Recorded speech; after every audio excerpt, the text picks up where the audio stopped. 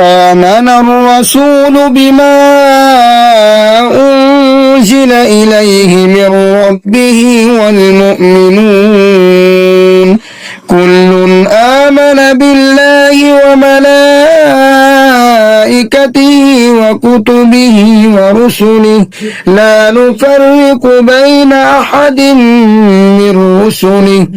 وقالوا سمعنا وأطعنا غفرانك ربنا وإليك المصير. لا يكلف الله نفسا إلا وسعها لها ما كسبت وعليها ما اكتسبت ربنا لا تؤاخذنا إن نسينا أو أخطأنا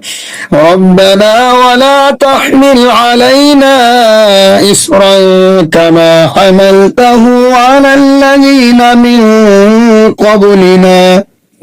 ربنا ولا تحملنا ما لا طاقة لنا به واعف عنا واغفر لنا وارحمنا